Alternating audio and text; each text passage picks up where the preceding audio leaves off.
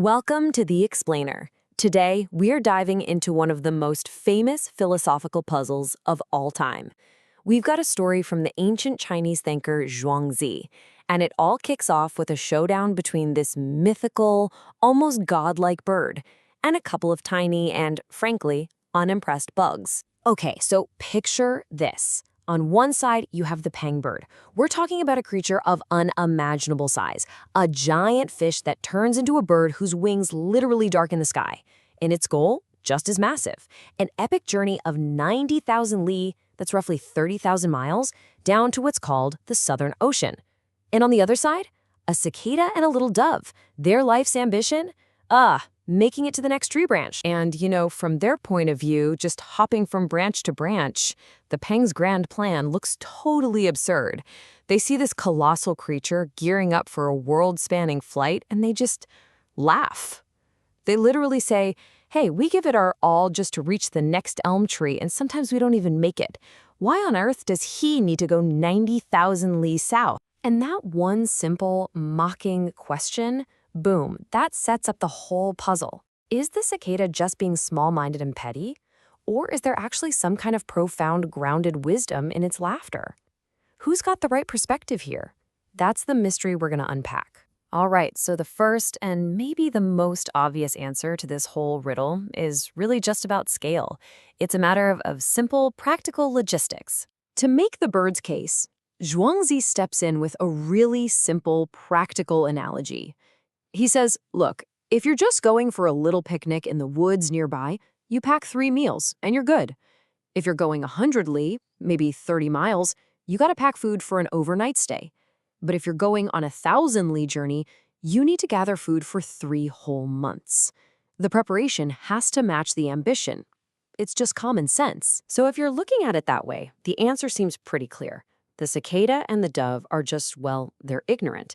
Their whole world is that elm tree. Their journey is a few feet.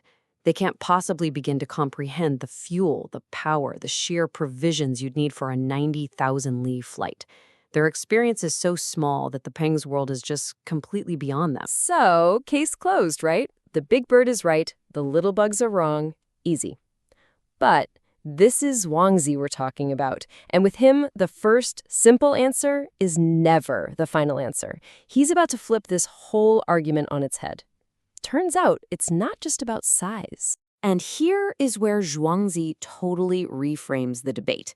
He says this isn't about how big your body is or how far you're flying. The real difference is captured in this phrase, 小知不及大知. Small knowledge cannot grasp great knowledge.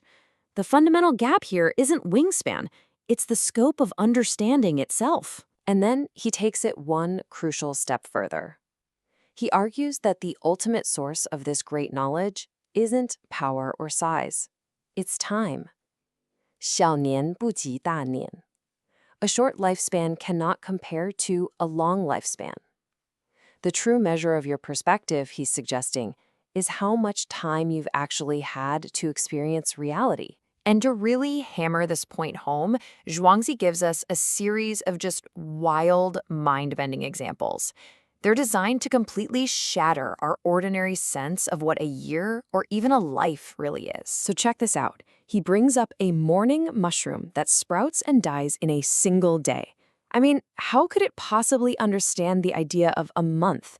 It never sees a new moon or a full moon. Then you've got our cicada again, born and dead in a single summer. It literally has no concept of what spring or autumn even are. For both of them, their knowledge is completely defined by the limits of their time. Now contrast that with this ancient Da Chun tree. This is a truly cosmic being. Its spring lasts for 8,000 years, and its autumn lasts for another 8,000. That's a single 16,000-year cycle. The perspective of a being that has lived through thousands and thousands of our seasons is so fundamentally different from ours. It's like it's living in another reality. Okay, so now Zhuangzi takes this massive cosmic scale of time and he brings it crashing right back down to us, to human ambition. And this is where the cosmic joke really lands. In Chinese legend, there's this figure named Pengzu. He was the ultimate symbol of a long life, a man who supposedly lived for 800 years. Now, for us mortals, we're lucky to get a century. So living for 800 years sounds like the absolute pinnacle of human achievement. So naturally, Pengzu became the benchmark, right?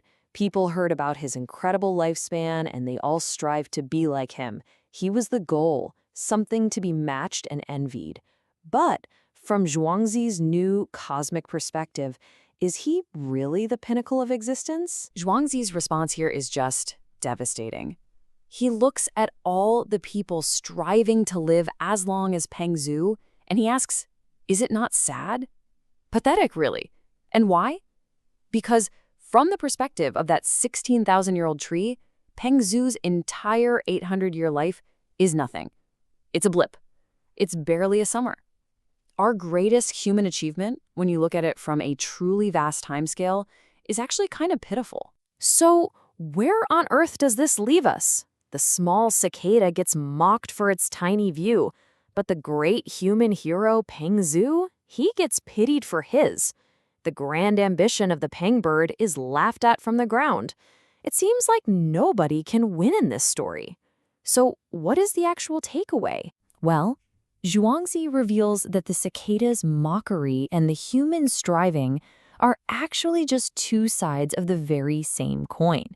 One looks at something bigger than itself and laughs out of ignorance. The other looks at something bigger and envies it, feeling like they're not enough. Both of them are trapped. They're both stuck in the exact same game, the game of comparison. The cicada measures the Peng against its own ability to reach an elm tree and decides it's absurd. The human measures their 80-year life against Pengzu's 800 years and feels inadequate. The real prison isn't being big or being small, it's the very act of measuring one against the other in the first place. So the real lesson here isn't to try and become the giant bird or to wish you could live for 800 years. The Peng isn't better than the cicada. Its reality is just different. Pengzu isn't better than a normal person. The true mark of wisdom, Zhuangzi's telling us, is to recognize that all these different scales of being are perfectly valid within their own contexts. Real freedom comes when you stop the endless, exhausting cycle of comparison, when you stop mocking what you don't understand and stop envying what you don't have. And that's the final, really mind-bending question Zhuangzi leaves us with. What if you could actually do it? What if you could step completely outside the ladder of better and worse, of bigger and smaller? What would the world even look like then? You wouldn't see a competition. You'd probably see a vast, wild, and wonderful landscape of infinite ways of being. And that is something to think about.